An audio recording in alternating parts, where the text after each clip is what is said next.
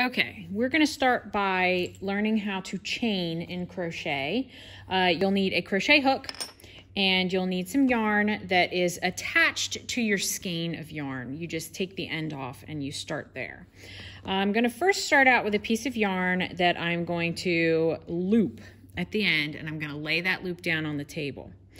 What I'm going to do then is I'm going to take that loop and I'm going to rotate it so that it is over top of the long piece of string attached to my skein of yarn. What I'm going to have here is an upside down pretzel. And do you see this line in the center? I'm going to take that and I'm going to grab it, and then I'm going to pull the two tails from underneath. I'm going to pull and create a loop. That is a slip knot. Now there's another way you can do it. I usually loop it like this. So I take it in my hand like this and I loop it, and then I put my fingers through that loop and grab the long piece. It's very much the same way, but you've got a tail hanging, which you're going to need to leave there. And that loop is where you're going to start your first chain. I'm going to take my crochet hook, I'm going to put it through that loop, and then I'm going to hold the knot with my thumb and forefinger of the same hand that's holding the crochet hook.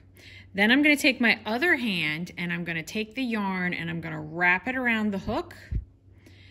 And then I'm going to switch fingers and hold on to the knot, and I'm going to rotate my hook down and pull it through the loop.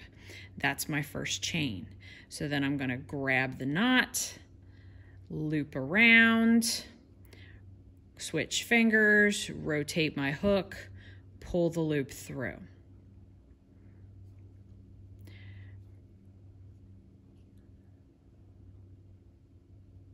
I'm going to do it very slowly so you can see how I'm doing it.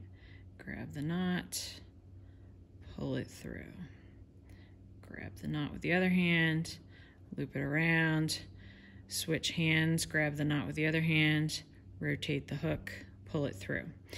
Now, you'll notice it looks kind of like a braid as it goes across. You want this to be a very loose looking braid. Otherwise, the second row of your crochet is going to be very hard to do. But you want to do this about, I don't know, you're going to do it as many times as you need to get a certain length.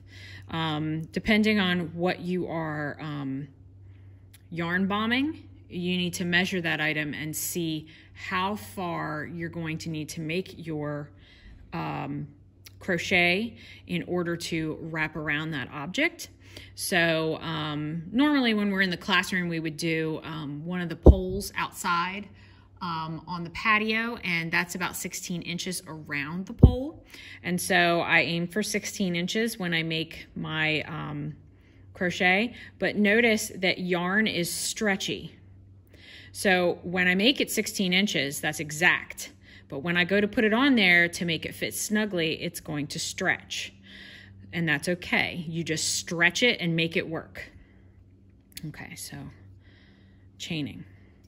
And once you feel pretty confident with the chain, you can stop and go to the next row, which will be in a separate video. Or if you don't like the way your chain came out, you can do what's called frog it. Take your crochet hook out, grab the tail on one end, grab where you were crocheting on the other end, and just pull, and it comes completely out. That's called frogging, and I can start over now.